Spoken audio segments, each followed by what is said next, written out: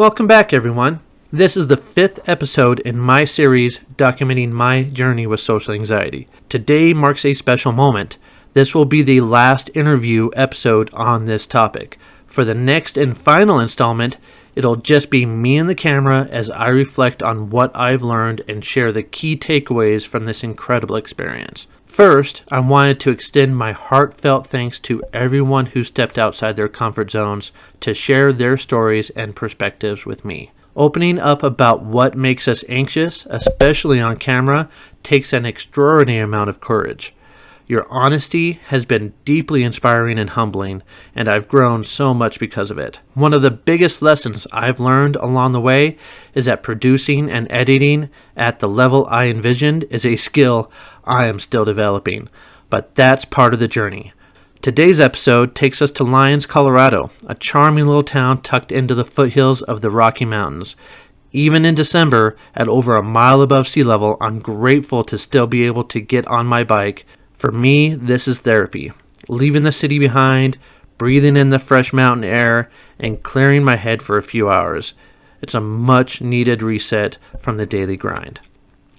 So let's dive in.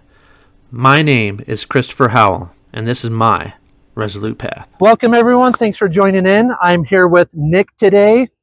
Nick is what we call here in the biker world a unicorn, a young, attractive female rider. So this is a special treat for everyone. I actually just met Nick. You might have seen her bike on my last video, but she seems to be a new rider. This is her first bike, and I did explain to her what I'm doing. This is kind of my journey with social anxiety, and just want to have a conversation with her and get her feel on what she deals with social anxiety as a female in the biker world. So is there a specific thing that you'd like to discuss today? I got into it because I wanted to make friends, and that's what pushed me more into it. That, and I waited like 7 years until my brother got his bike, so I wouldn't get in trouble when I came home with mine. So it's just the intimidation factor that gave you a little bit of anxiety about getting into the biker scene and getting out there and making friends? Yeah, I have a learning disability. I have ADHD and high functioning autism. So making friends and keeping friends is very difficult. And as an adult, studies have shown that as an adult, it's a lot more difficult to make and maintain friends, just because it's not as easy when you're a kid. And so when I got my bike, I decided, it's going to be uncomfortable, but I want to go make some friends and have a reason not to just ride my bike to and from work. And so I kind of forced myself out there, which made it really easy because the bike community, at least here in Colorado, has been pretty sweet. Still very intimidating when you go to a bike meet and everyone's in their own cliques and you're I need to make friends. And so well, I like your coping mechanism there, just kind of charging straight at what you're afraid of, right? Mm-hmm. You had that anxiety about getting out there and making friends, and mm-hmm. So you just jumped right into it and kind of forced yourself to face your fear. Yeah. That sound about right? Yeah.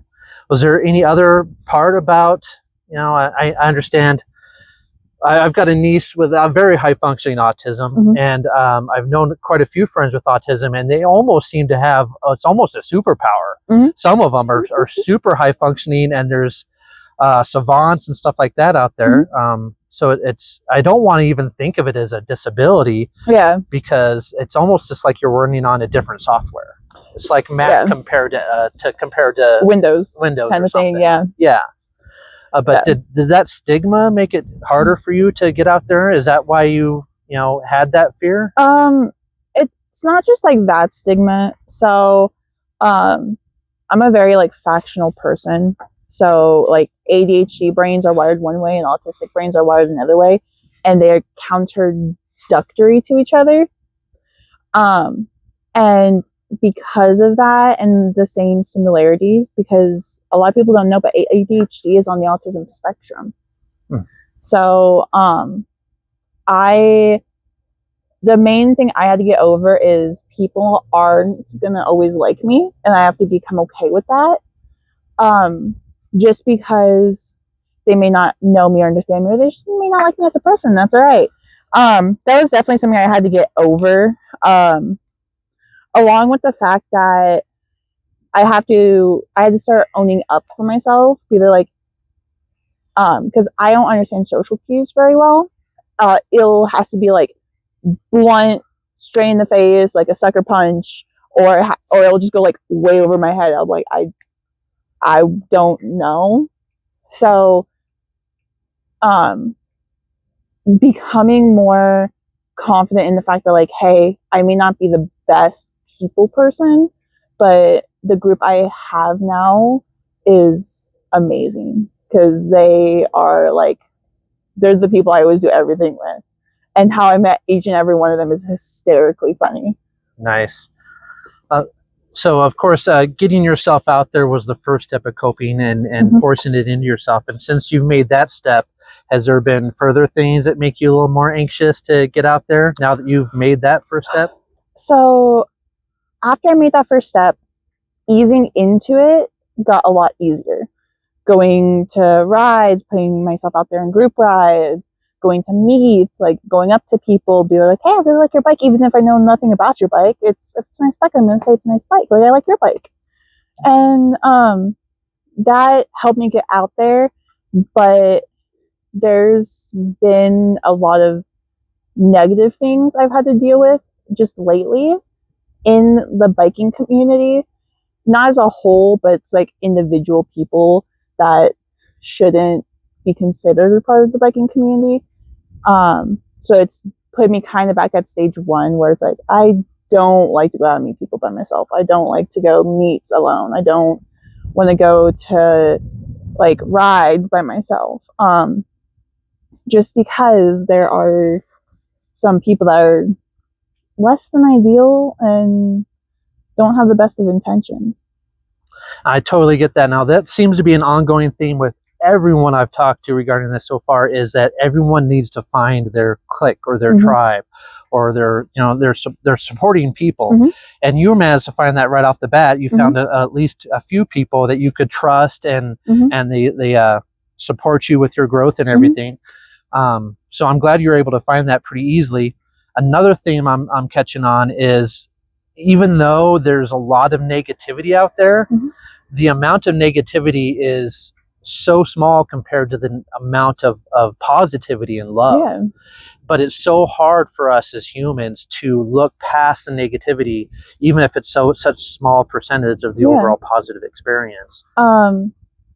Like I work in healthcare, and so I see the good, the bad, and the ugly of just human nature in general.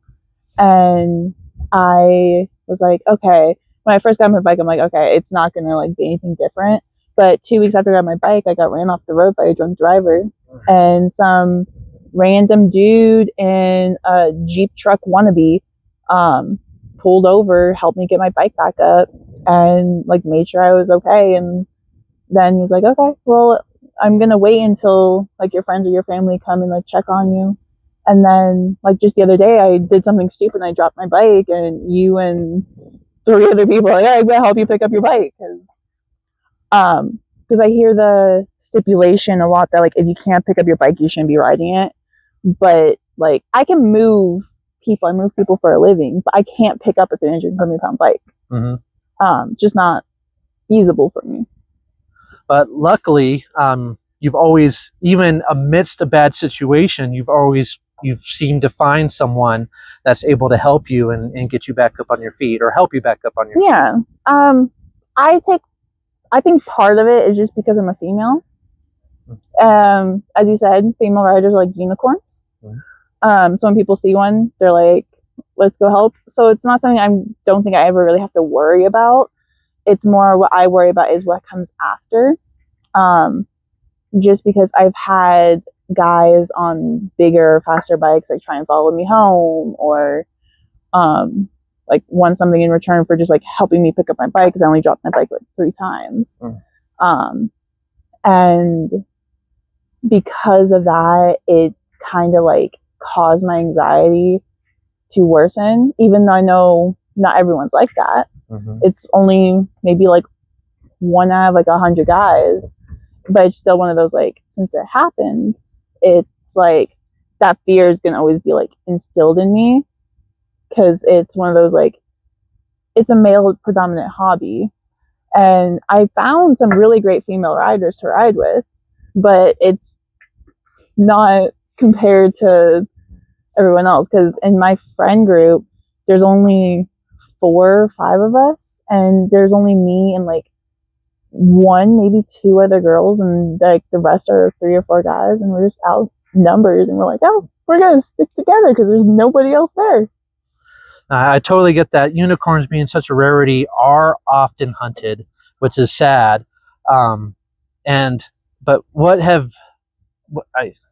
do I phrase this?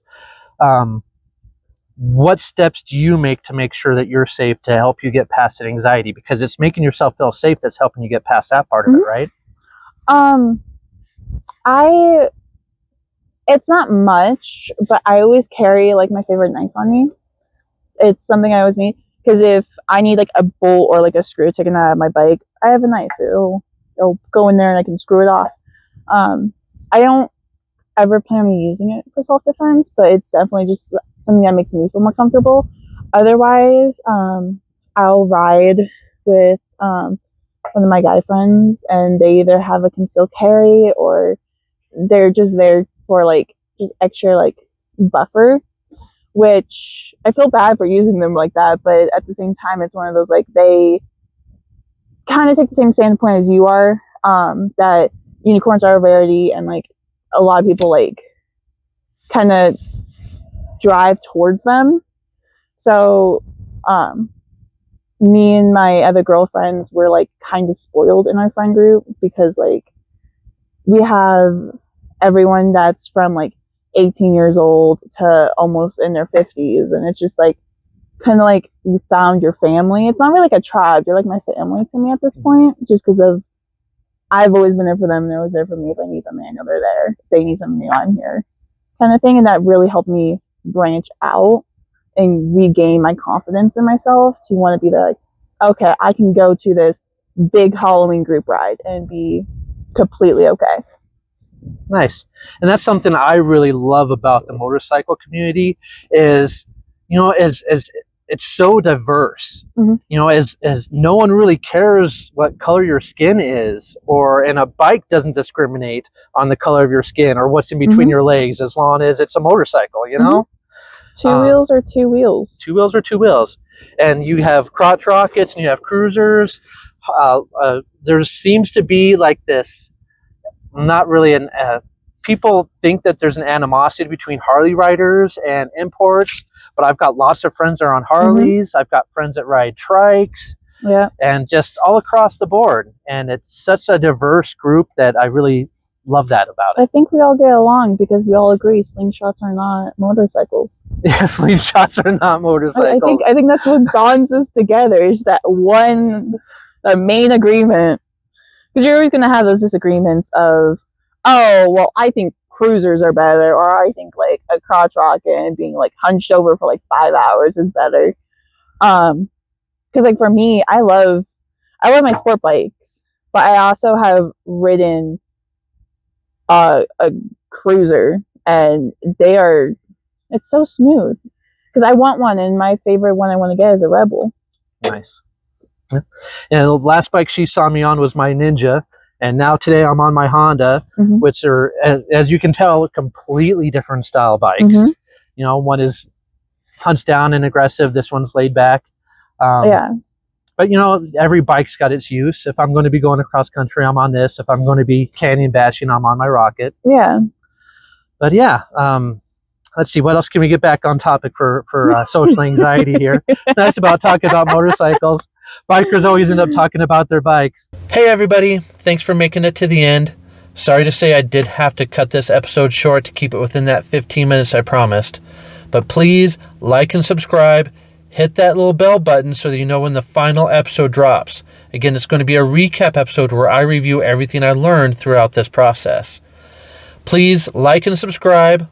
Would love to hear your comments, share your opinions, and as always, keep it shiny.